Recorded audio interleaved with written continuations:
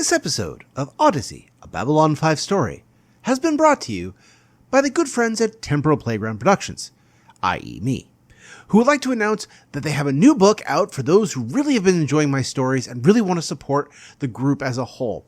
The book, Faulty Destinies, Book 1, All the Wrong Places, is currently available in revised edition on Kindle, soon to be available on paperback, hardback, and audio versions. More information on that as time occurs. But again, if you like what we do and you just want to enjoy a great story full of romance and action and comedy and weirdness upon weirdness upon weirdness, then I highly recommend that you go out and give it a try. Please, if you like it, if you don't like it, if you kind of somewhere in the middle, please leave us a review. We always feel appreciative. Again, that's Faulty Destinies, Book 1, All the Wrong Places by D.S. Ellis. That would be me. In the meantime, we return you to your regularly scheduled programming.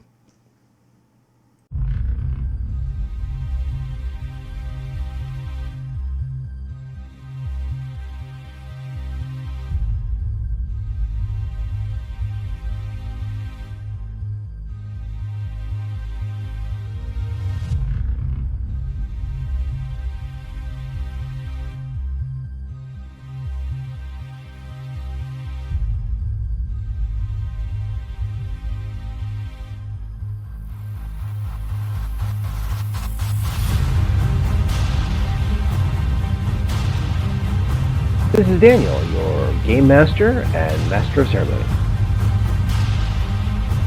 This is Tori, and I play Dooley.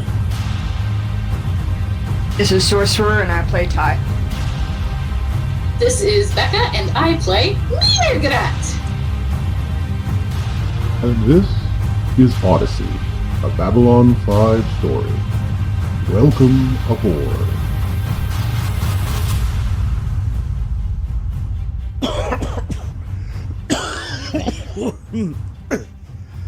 Hi, everyone. This is Daniel, your local game master and master of ceremonies. Hi. Padini would normally be doing this, but unfortunately, Padini brought back something from his last escapades that we're not asking about, and he's currently getting tested for. Could you bring back a VD like you usually do? At least that doesn't spread fast. As such, unfortunately, we're all sick. We've had power outages, and the weather has just been appalling. Apparently, Padini did not know that tornadoes existed. Now he does. Yeah. So, with that in mind, it's fallen to me to do this.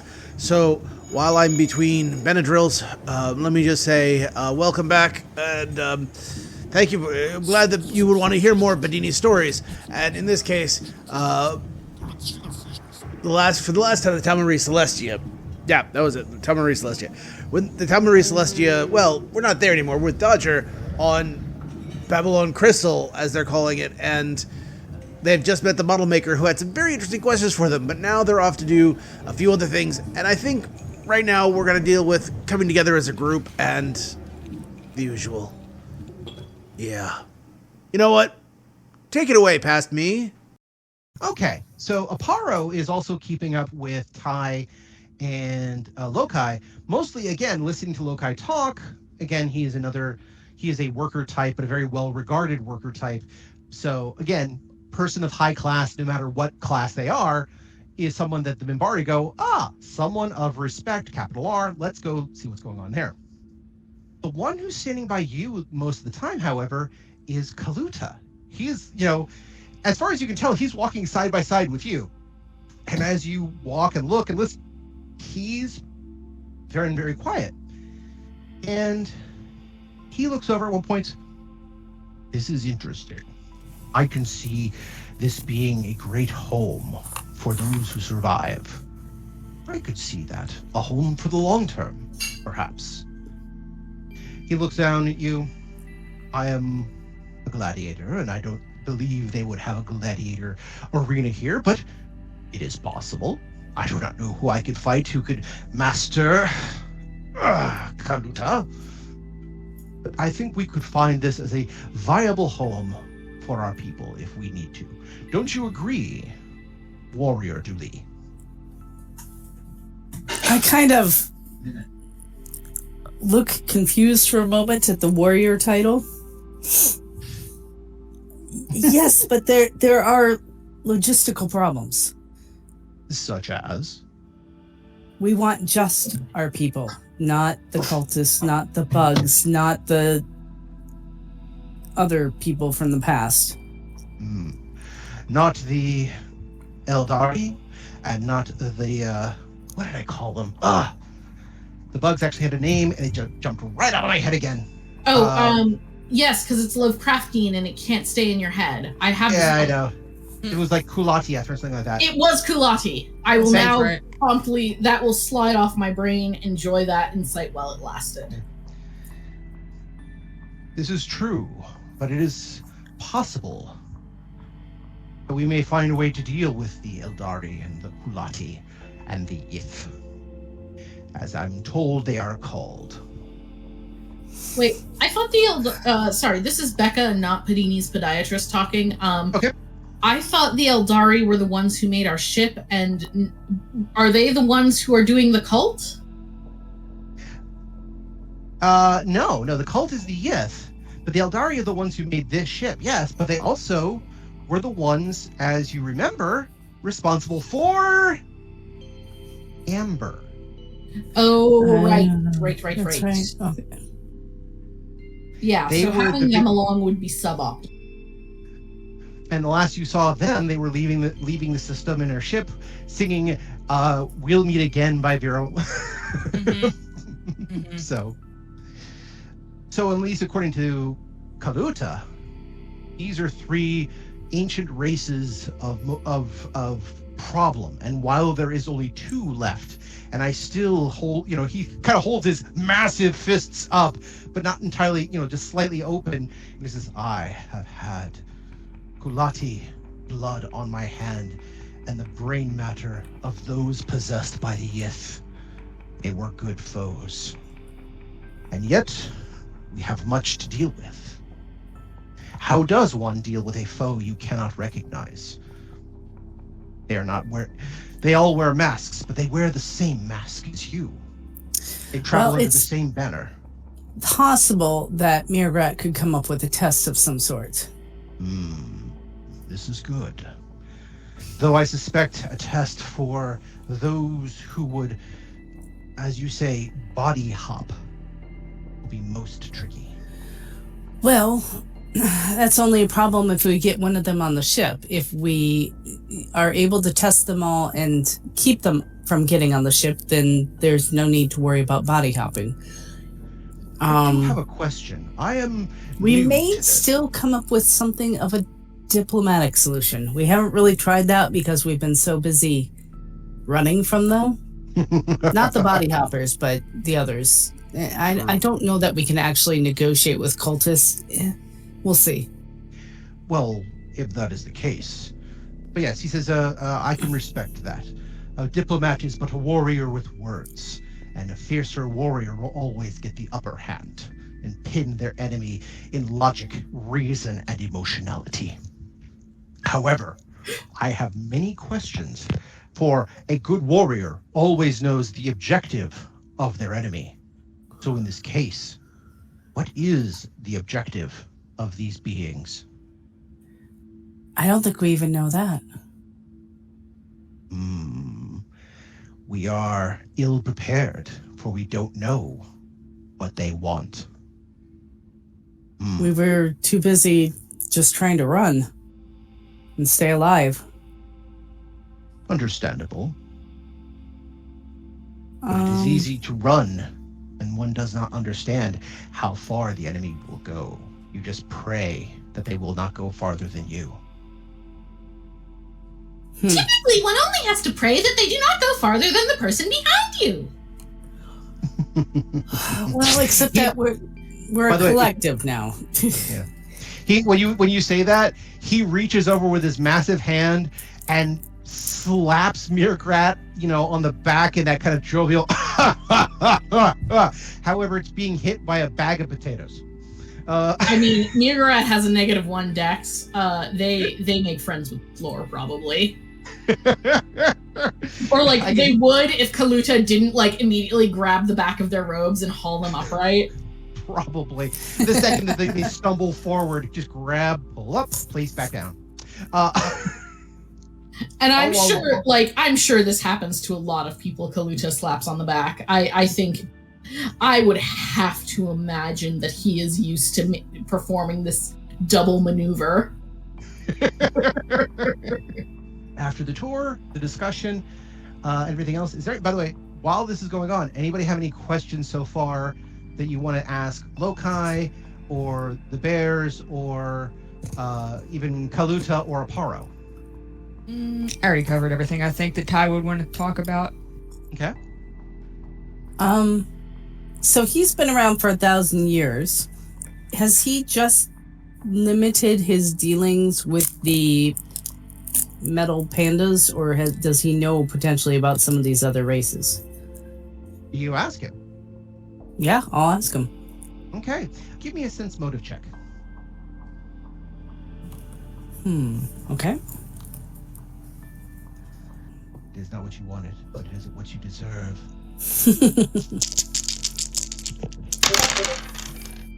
I have no clue. Okay, well, you I rolled a 12. You weren't bad, but you're just like, whatever.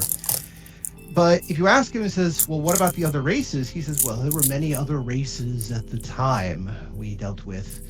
And he starts listing off both a number of names and phrases you've never heard in your life because, they're gone now and been gone for quite some time. And even the Narn are considered very much a younger race by a lot of standards because 1,000 years ago, they too were involved in the Shadow War, but they were barely genetically altered. Well, not just genetically altered. Technically, they were eugenically altered, but still. The other part of it, Well, I was going to say, here's the thing. Names don't really mean much over 1,000 years.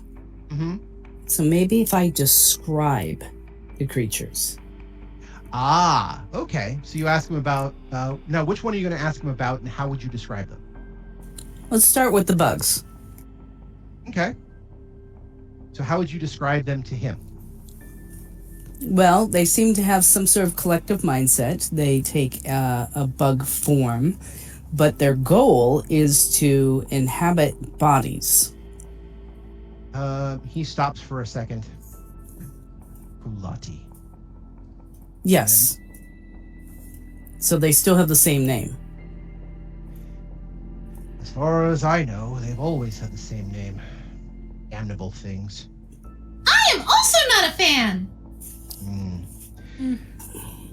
The Kulati were, well, our masters were not fans of the Kulati by a long shot. However, it was the shadows, as you call them, that did the most damage against them. They hated the Kulati with a passion. And as far as I can tell, it had something to do with how they subverted the Shadow's order. What? I don't understand. The Kulati do not... how do I put this? They uplift themselves. They don't evolve in the standard way. They become what they eat. Oh. It is terrifying to witness. Sorry, what was that, Becca? It is terrifying to witness. Indeed. Their whole So how do we fight them? I'm not sure. I was told a couple of colonies got off world before their planet was destroyed. I've been told they live in a asteroid belt far, far away. Some system full of, what is the term? Fish people. Told they keep watch, waiting for the Dreamwalker at any day. But as far as I know, they should have been left to a small colony at best. I am afraid the situation has become significantly less contained. They are out. means somebody has found their habits and they have just decided to explore to see what the world is like beyond. They're probably doing the trades, bodies and minds. That's what they did before. They are impulsive, problematic. And like I said, even the shadows, if they heard a word that they were still existing, would have come out of their slumber to wipe them from the face of the galaxy. They hated them so much. Well, how do we deal with them? Can we negotiate with them? Can we... He kind of shrugs and says, I do not know. I'm a worker. I'm worker caste. I am not religious or a warrior. But they did show some form of sentience and some form of logic and reason.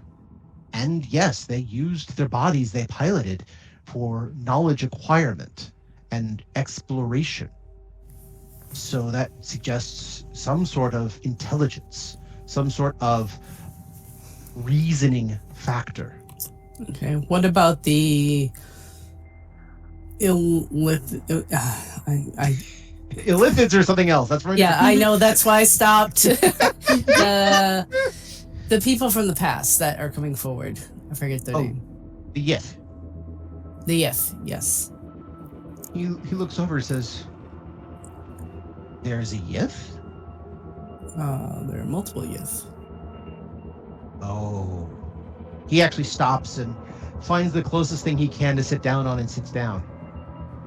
Oh, the masters will not be happy about that. Good thing they're gone. Yeah, they don't have any say about anything that happens here anymore. So, happy or not, they're gone. How do we deal with it? Also, they were clearly not as good at their jobs as they would have liked us to believe. By the way, you've just basically told him, oh yeah, God's dead. He left a while back, and he just left all these fuck-ups everywhere. Yeah, well, that's God's fault, not mine. He's like, wait, the Volans are gone? I'd heard rumors. Didn't we say that? Up and left. I'm pretty sure we mentioned that they moved beyond the rim of the galaxy. That's Quite right, a few you did years ago mention now. that. Yep. Mhm. He says, well, I suppose that won't be their problem anymore. Still, how did they survive? The Masters, in their own time, eons, even before I began my great project, sealed up their planet. Technically didn't. They're moving forward in time. And not at the same rate that everyone else is. Yeah. I was told such things are possible, but I didn't know. Totally possible. I love it. I love the one person who actually experienced this one. I don't know if it is. Are you sure? Yes, I'm sure. Listen, we can spend this time arguing about my lived experiences, or we can deal with the time-traveling alien. Exactly. They are traveling through time. This is most distressing. It's a little too I late. found it extremely upsetting on a personal level. Yeah. He says the Masters were able to contain them because the Masters could, well, they had the help of the Mindwalkers. Mm-hmm. Continue. Well, by the way, there is actually an ancient species of the first ones. I believe they were called Mindwalkers or Thoughtwalkers. I forget which, but yes.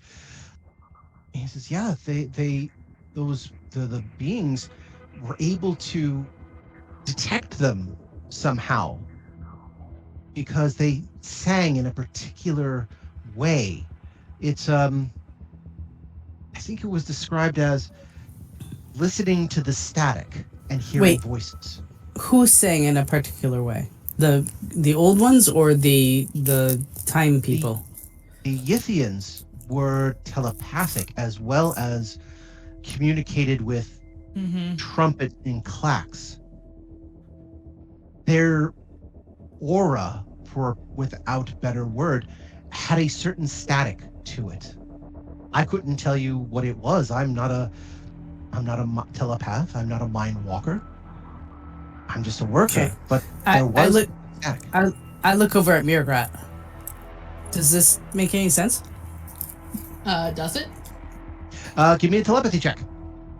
Alrighty. 31 natural 20, baby! Okay. Yes. So not only does it make sense to you, it's like finally clicking a little bit of knowledge on. It's like somebody describing white noise phenomenon to you, and explaining why you're hearing voices. Does that make Hell sense? yeah.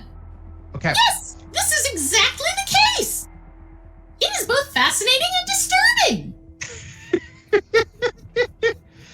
For lack of a better term, again, the way you would understand it is that there is a psychic residue to anybody who has been body hopped, which manifests as something. Now, here's the problem so far. Even with a natural 20, you have no baseline to go with, so you don't know what you'd be looking for. You can't just walk up to a potential Yithian, scan them, and say yes or no, because you don't know what you're listening for.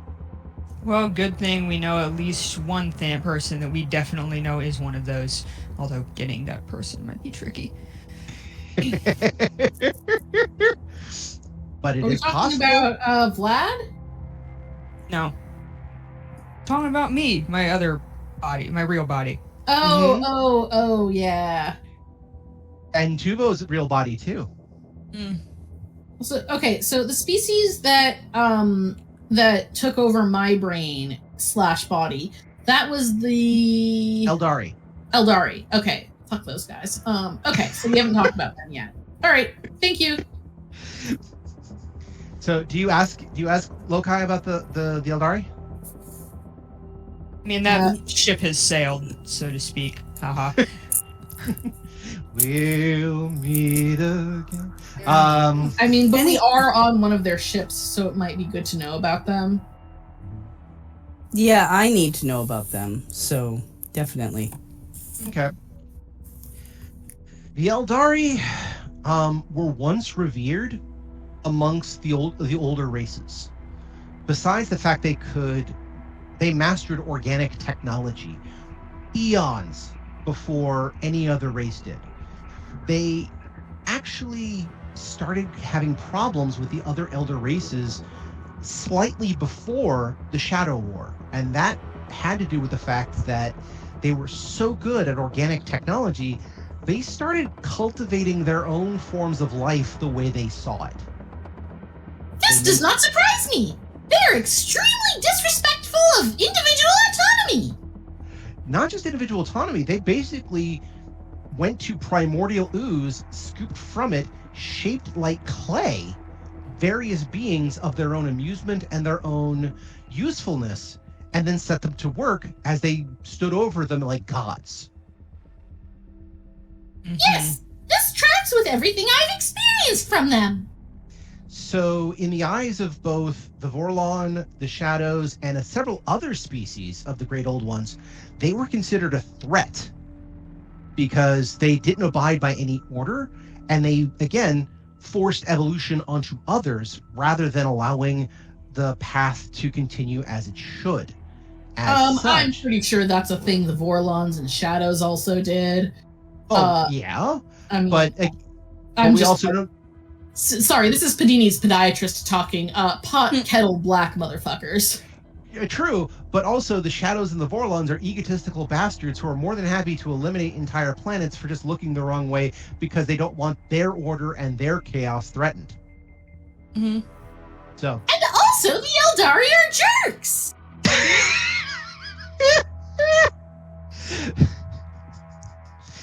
I'm sorry, I just want to hear the mere red face, and they're rat bastards. Excuse me. And they're rat bastards. So he says yes, but they were exterminated. That is incorrect. He actually holds up his finger. No, according to every record, and I was on board a vessel when that planet was decimated. The entire collection of everything the Eldari had ever produced that wasn't under the control of another species, such as the ships and so forth, was on one planet. Well, I'm certain that you would enjoy arguing with me about my lived experiences. I must agree. I was recently possessed by an Eldari, and it was an extremely unpleasant experience. He sits down for a second and he says, all 3 of them found a loophole. That's how they survived. There are a lot of those going around. But again, all 3 of them. In a strange way, this has become. Oh, he says this is both fascinating and disturbing at the same time. Oh, there's the echo again. Mm-hmm. My feelings exactly. After discussions and listening to what everybody's been saying, what is the basic plan you guys are thinking of at this time, with everything that I've laid out before you regarding the model maker, the bears, and everything else? Okay, well, Ty has not discussed this with anyone, because of course not. Ty wants to convince Homeboy, the model maker, that Babylon 5 is this super amazing thing, and then casually mention that she thinks that his Babylon 4 little project can probably travel there, although it will take a long time, not that he cares. Presumably, he'll be like, yeah, you're right, and then from there, she'll talk him into taking them along as well, and also their new living ship, because it's there, and I guess probably people from Ty can see the value of not leaving the other ship behind, the Celestia. Yeah, the Celestia behind, Mm-hmm. because there might be people left on it, but there's also a lot of not people left on it, and she's kind of leaning towards just leaving that shit where it is and not bothering with any of that crap. Okay, so you're trying to convince him, A, Babylon 5 is great, you should go see it because what you're doing is retro. B, wouldn't it be great if you took one of these Babylon 4 ships to, by the way, stop by the planet's, the first outpost to pick up the survivors that are non-infected, take them with you, and then it's leave the other... just, since he's going anyway. Yeah, and everybody else can, fuck right off. And then, in theory, she would probably offer him the bioship after she dies, because she's already decided it belongs to her, legally. I mean, she did name it. Yeah, she did name it, and she's the only person who knows how to use it. So, as like a reward for going out of his way to collect these extra people, instead of just taking off and ignoring that part. I like your argument. So I'm going to give you a bonus, but I'm not going to tell you what the bonus is. But I want a diplomacy roll. Sure. 20. Oh. 20. Okay. All right. In return... 8. Okay. All right. Stirring speech time that I cannot write at the moment. But basically...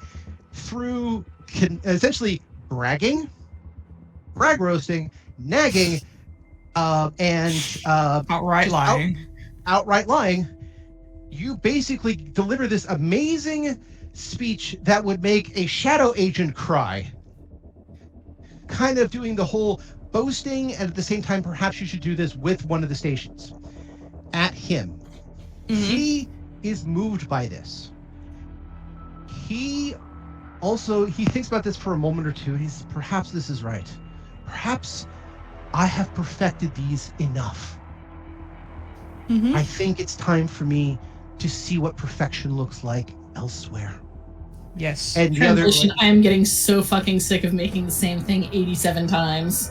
He's going to be very disappointed when he actually sees Babylon 5, assuming it's still there in 1,000 years, but whatever. As we know, it gets destroyed in about 20, so there you go. So, but you gave this beautiful speech that hopefully JMS could write, but I cannot right now, and he's busy, so I'm not asking him. Though I am listening to his book.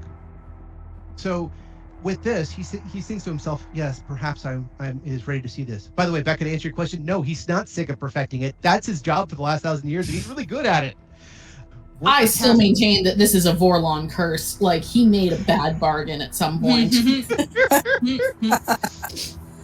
Which, by the way, would be really awesome if, like, the last episode is not him taking the bioship and flying away, but him actually dying. And, you know, when he dies, he says, I see perfection, and then dead. Yeah, I mean, that seems reasonable given the kind of folklore thing we're working with. Like I'm not crazy, right? Like, man cursed with immortality to build the same thing over and over again. That's a punishment. Quite possibly. No, yeah, I agree.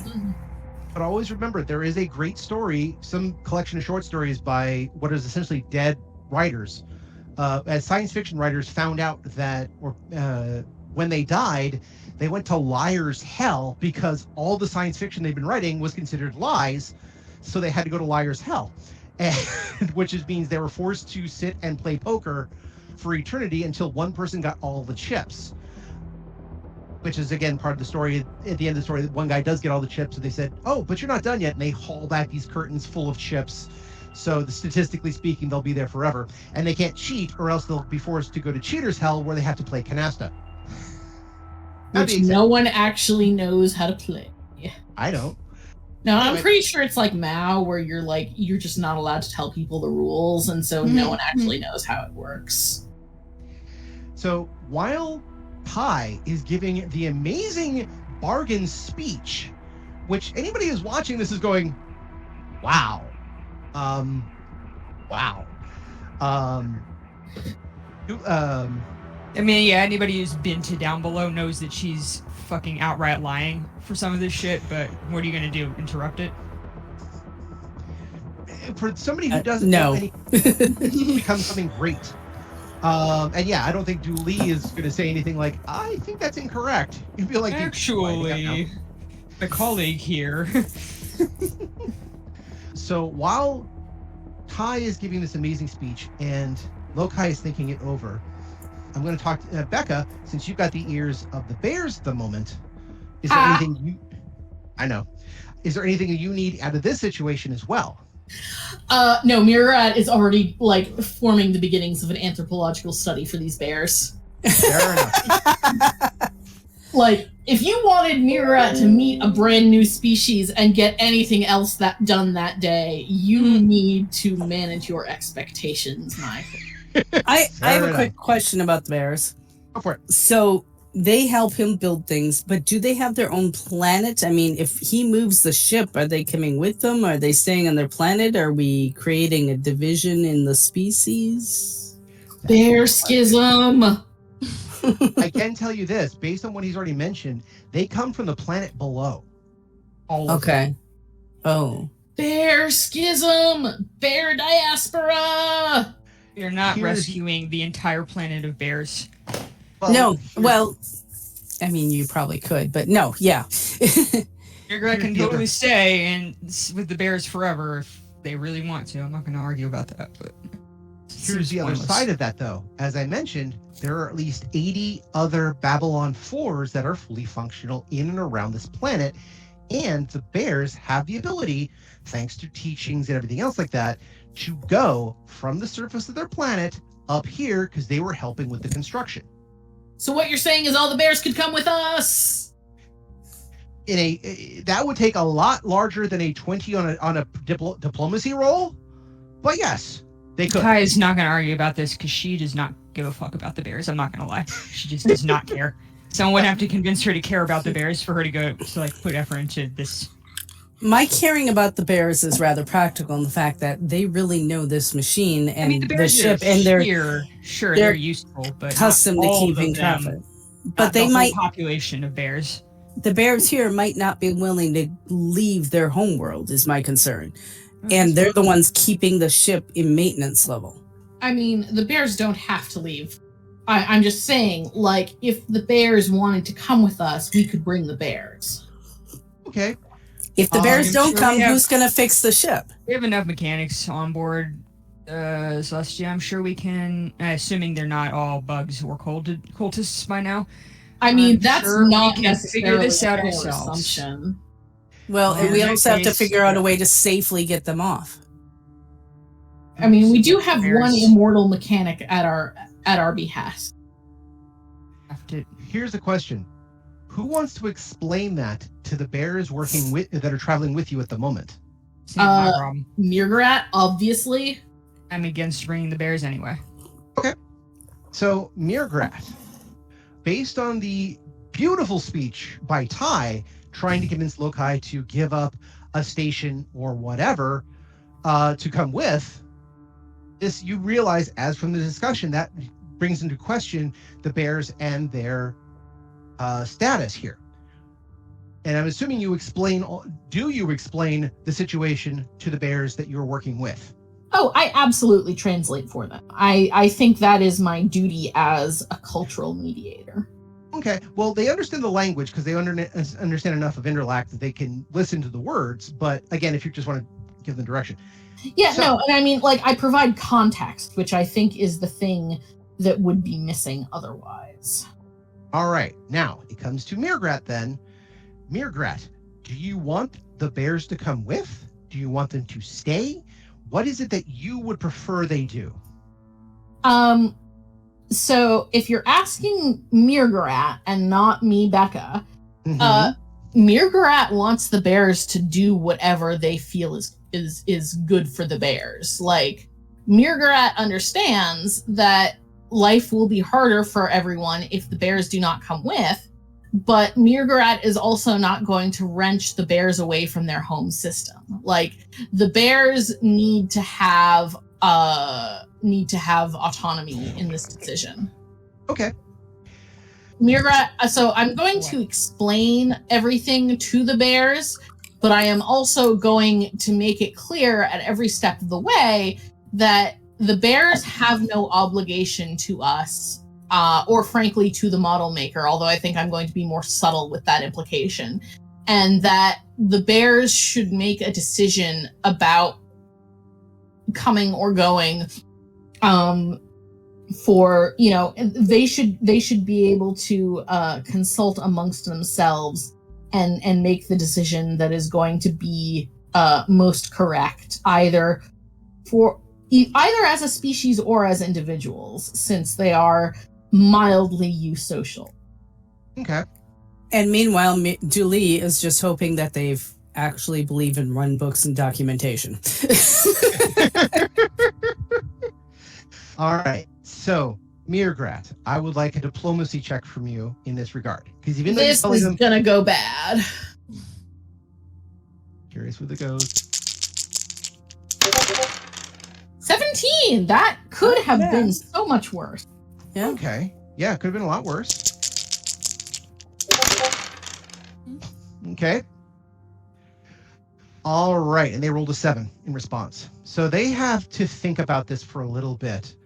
But it will wander off and come back with an answer in a little bit. Dooley, so you've heard both sides of this thing. You know, Lokai thinking this over and just looking astounded. Mirgrat explaining the situation to the bears. What does Dooley do in this situation?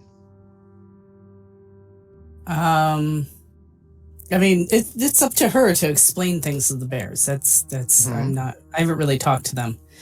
Yeah. So yeah, I'm just kind of listening to all because there's a lot to organize and there's a lot to deal with if we can. Okay. So, yeah. I'm not doing anything directly. No problem. I'm going to throw out a couple of cards because I think that's appropriate. I mean, I'm worried about if we don't have the bears, but I don't want to take the bears. The only reason why I want to take the bears with us is because they know how to fix the ship. And that may sound selfish as hell, but that's Julie. It's sounding practical on a certain level, let's just say. Listen, there is, like, pragmatism is important.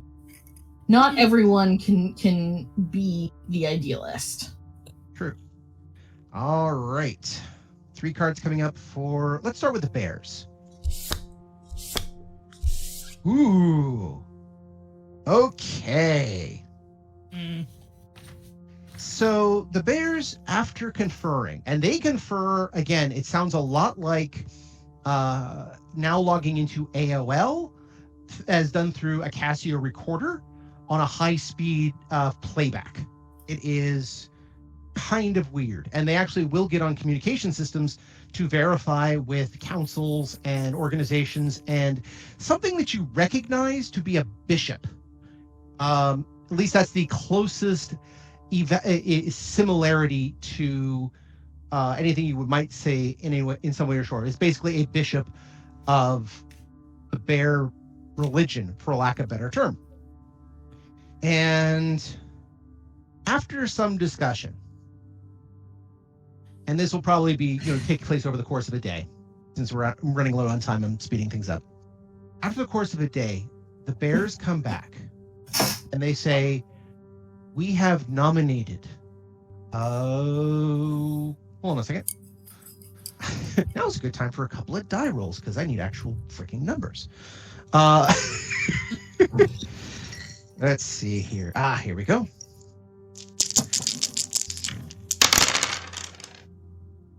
Okay. They have nominated 760 of their best and brightest, of which, hold on, of which 200 will go onto this vessel to go where Lokai goes. Lokai already has said that he will go. I've got to that point, but I'll get to the other part of his decision in a second. Of the 200, they are considered now canonized. You do realize what's happening in their culture, right? We're perpetuating their church. Oh, even better. Congrats. Now that their Lord and Savior, who has been gifted to them by the Bright Ones, to give them purpose and direction from their hard and struggling life into this great work, is now proceeding into the far beyond, he will take with him 200 of the best and brightest workers, those who are the most spiritual, the most connected to the great work, with them into the stars and beyond to where the Bright Ones live. Did we just accidentally make them do a Catholicism? We've given them a holy pilgrimage. It's fine, whatever. Yeah, a holy pilgrimage. They can do what they want. Oh, just a world-shattering religious experience. It's fine. They can do what they want. I mean, not our world. Yeah, but congratulations. You're now traveling with Jesus and 200 saints. Party bus! The others have been assigned to take one of the other vessels, of which they will go in groups of, I believe they've established something like 100, plus or minus. The 100 will take the vessels in other directions, so that they too may learn of this, of the Bright Ones and their ways. They know about the vessels. They built it. They know the plans like the back of their head. They will now go forth to bring information back and spread the word of the great model maker and the making of perfection. We invented the Jesuits. And after they return, then they will decide what happens with their world. But in the meantime, they have so much resources from the, exploded planets that used to be there. And their planet is prosperous enough, they're not going to have any problems internally for a long time. So that's what happens with the bears. So you will get a couple of them to travel with, who will actually act as, maintenance engineers and a few other things. They won't do much other than engineering and repair, but that's what they'll do. That's why they were chosen. They are the best at the repairing. As for him, oh wow, oh boy, oh dear, I don't like this. This is another tie scheme. All right. By the way, the cards that I got for the bears were path least traveled, unwelcome arrival, and hidden asset. Oh no. Yeah, that sounds like Jesuits. Yep.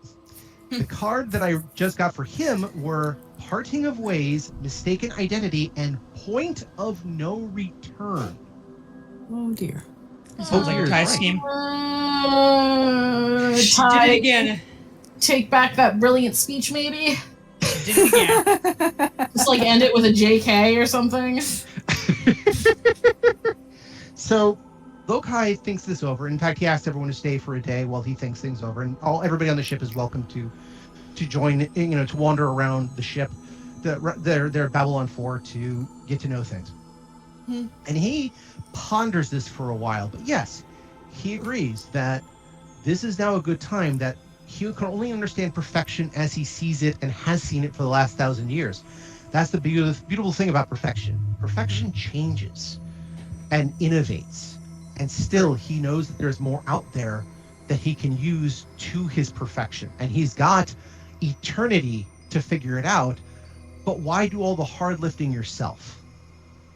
Oh god, he's gonna become Skynet. Totally. Kai is just going to agree with everything he says.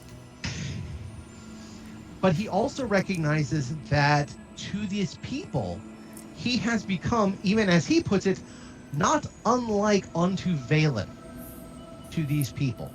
He doesn't want the role, he doesn't like the role, but he recognizes there's a responsibility because he is leaving the planet to their own devices, which he's perfectly content to believe they will continue on absolutely fine.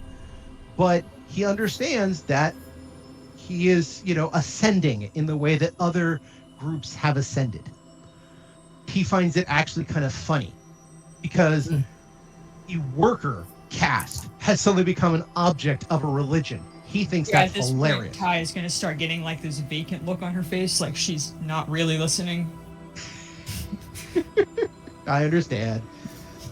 But he says he will come.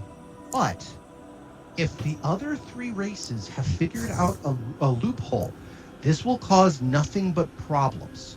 So yeah, no shit, that's what we've been dealing with this entire time, my dude! So he has a bargain. Yeah, I know. He has a bargain. Three things.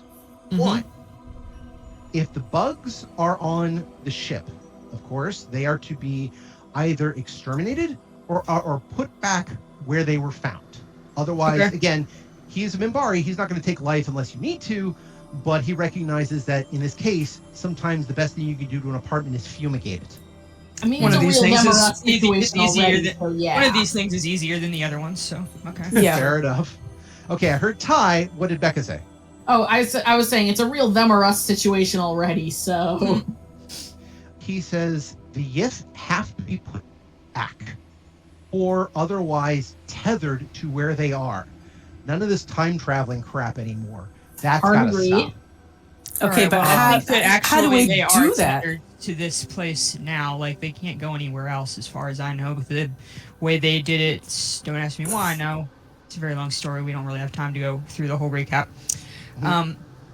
The way they did it seems to indicate that they cannot go anywhere else except here. So if that's the case, how do we make sure they stay here and out of everyone's problem, or otherwise get rid of them without them jumping to someplace else? blow up the ship. Again, that's assuming they can't jump to someplace else. So that's the question. We don't even know how they jump to someplace else. I mean, they kind of really. They don't. I just don't think they can. They can't. It's a one-way trip. It's a one-way trip. Except for me. Yeah, Don't worry about that. you did too. Don't worry about that part. But the last one, he says, the Eldari will become a problem, one way or the other. Yeah, that ship is sailed. That ship is sailed. Really? But they have to be Sailed. dealt with. So he says, I will take this ship. I will follow you. I will go to this glorious Babylon 5 of which you speak. And as has mentioned, some of the bears will come with in hopes of reaching some form of ascendancy themselves. I will help you with the crew of that ship of yours, and they can live here for as long as they need. And we will head to the core space, beyond the Vorlon space, back towards Minbar, as he calls it. He's all, everything for him is Minbar. You can go wherever you want when you know. And I will help you as best I can. But these 3 threats have to be dealt before we leave this sector. All these have to be dealt with. Yeah, I mean, I think we're on the same page about that. Like, I mean, Ty was in favor of just forgetting the whole thing and moving on, but I guess he'll think about it for a minute or two and then be like, yeah, all right. And then agree that this deal is reasonable because she can't think of another way to get out of it. He what nods. point are you that we will be unable to leave the sector unless the threats are dealt with? I mean, we have a ship. But, sure. You have 2 ships. You have this great vessel, the Space Station Babylon 4 recreation, and you have Dodger. Yeah, I meant Dodger. Fair enough.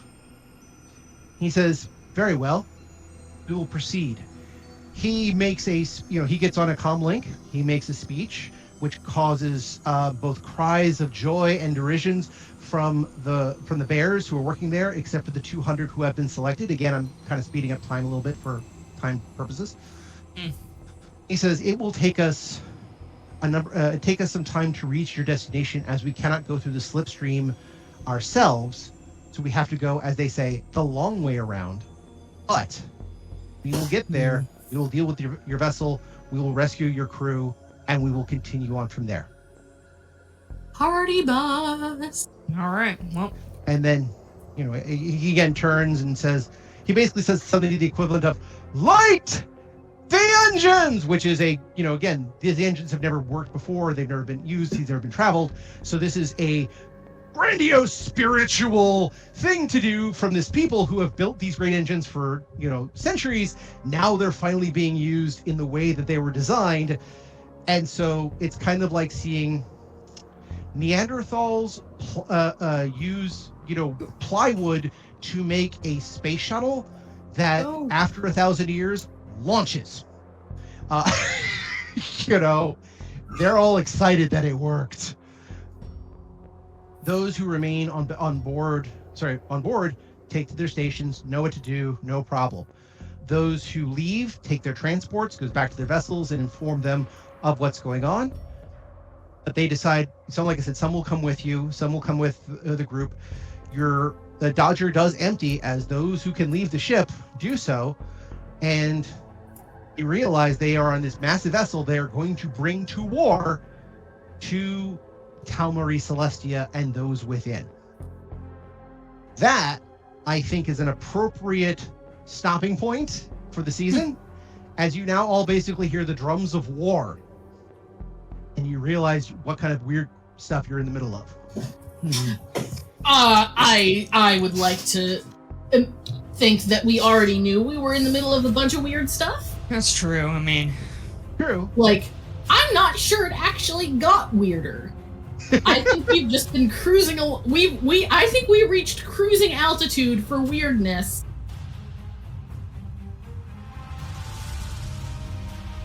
Well, if you think you've reached cruising altitude for weirdness yet, you're going to have to join us next time for the next season of Odyssey, a Babylon 5 story. And hopefully by then, we will actually recover enough to be able to do these things correctly. In the meantime, again, thank you for joining us. Get ready for more action. Buy our book, and you know what? We look forward to seeing you next time when Padini will actually do these things. I told you I feel fine. The doctor gave me a great bill of health, except for the things on the sides here. Not now, Padini. And that's where we're in for this week.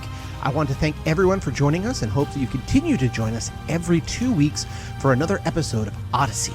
If you have any questions, comments, constructive criticisms, or just want to say hi, then you can find us at temporalplaygrounds.com/Odyssey, or email us at temporalplaygrounds@gmail.com, or find us on Facebook, Odyssey, a Babylon 5 RPG podcast, or Reddit, r/OdysseyB5. Babylon 5 was created by J. Michael Straczynski and is owned by Warner Brothers Domestic Media.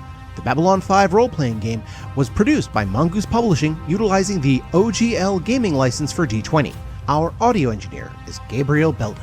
Our theme music, Titan Striker, was composed by Evan King. Incidental music provided by Tabletop Audio at tabletopaudio.com. All other music provided by Creative Commons license and is available of information on our website.